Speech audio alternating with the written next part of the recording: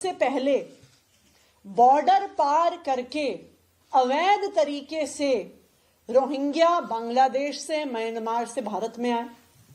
ये पहला सवाल है।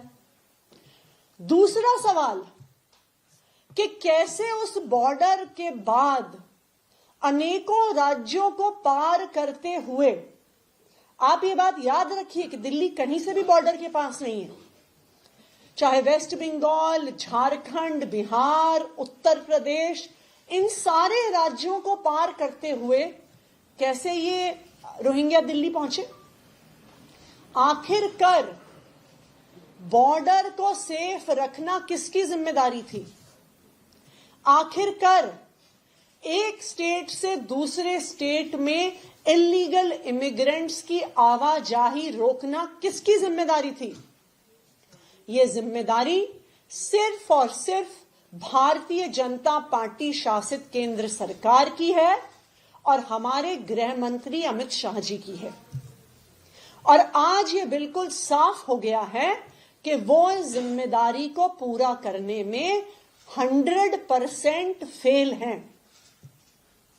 यहां एक दूसरी संभावना उठती है, क्या जानबूझकर इलीगल इमिग्रेंट्स को दिल्ली लाया गया? क्या भारतीय जनता पार्टी की इस रेफ्यूजी पॉलिसी के तहत दिल्ली में और देश के अनेकों हिस्सों में सोच समझकर रोहिंग्या शरणार्थियों को बसाया गया?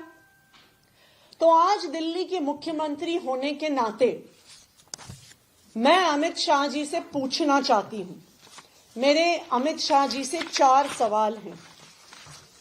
पहला सवाल, क्या इन अवैध शरणार्थियों को, रोहिंग्या को बॉर्डर से लाकर एक सिस्टमैटिक सोचे समझे तरीके से देश के अलग अलग हिस्सों में बसाया गया? पहला सवाल। दूसरा सवाल, ऐसे कितने रोहिंग्या शरणार्थियों को आपने दिल्ली में लाके बसाया? तीसरा सवाल, आपने दिल्ली में उनको कहां कहां बसाया? चौथा सवाल, आपने दिल्ली की चुनी हुई सरकार को, दिल्ली के लोगों को इस बात से अनभिज्ञ क्यों रखा, उनको अंधेरे में क्यों रखा? क्यों ये पूरी प्रक्रिया रोहिंग्या इमिग्रेंट्स को दिल्ली में बसाने की जो आपने करी, इसकी सूचना दिल्ली की चुनी हुई सरकार, दिल्ली के लोगों को क्यों नहीं दी गई? और एक तरफ आपके मंत्री ऐलान करते हैं कि हम रोहिंग्या का स्वागत करते हैं, स्वागत करते रहेंगे, उनको बसाते रहेंगे, और दूसरी तरफ आपके ही एलजी साहब, केंद्र द्वारा नॉमिनेटेड एलजी साहब कहते हैं कि हम दिल्ली में डोर टू डोर सर्वे करके रोहिंग्या को ढूंढेंगे। तो अब आप मुझे बताइए, ये दोनों चीजें कैसे हो सकती हैं?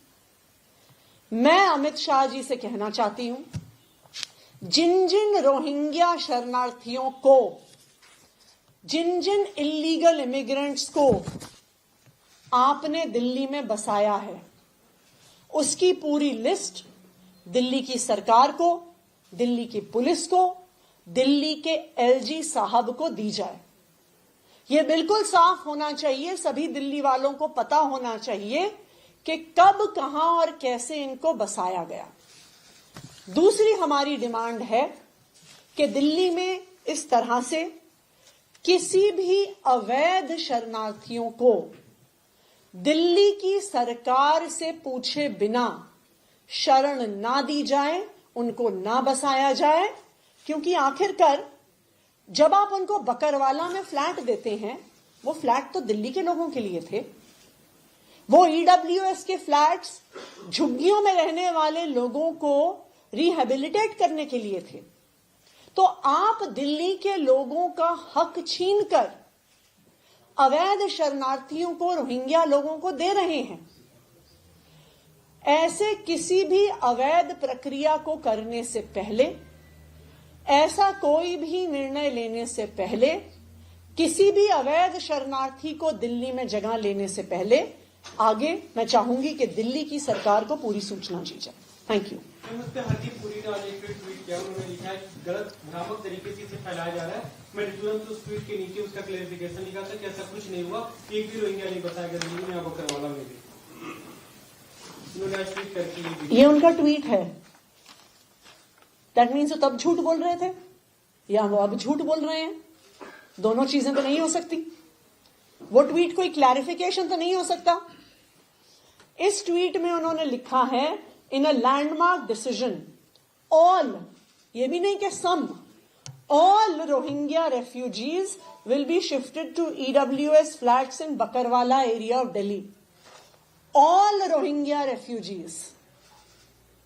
अब इसका तो कोई क्लैरिफिकेशन नहीं हो सकता। या तो वो तब झूठ बोल रहे थे या अब झूठ बोल रहे हैं। तो ये बिल्कुल साफ है कि जो रोहिंग्या दिल्ली में बसाए गए हैं, दिल्ली में अलग अलग हिस्से में रह रहे हैं, उनके दिल्ली में होने के लिए सिर्फ और सिर्फ भारतीय जनता पार्टी की केंद्र सरकार जिम्मेदार है। उन्होंने बॉर्डर से उनको इलीगली एंटर करने दिया। उन्होंने बॉर्डर में इलीगल एंट्री करने के बाद 6 राज्यों को पार करके दिल्ली आने दिया, और जब दिल्ली आए तो केंद्र की सरकार ने उनको घर देके आधिकारिक तौर पर बसाया। तो अगर आज दिल्ली वालों का हक मारा जा रहा है और अगर किसी प्रकार की इलीगल एक्टिविटी, किसी प्रकार का क्राइम इनके द्वारा किया जा रहा है, तो इसके लिए सिर्फ और सिर्फ भारतीय जनता पार्टी की केंद्र सरकार जिम्मेदार है। आपको पार्टी ने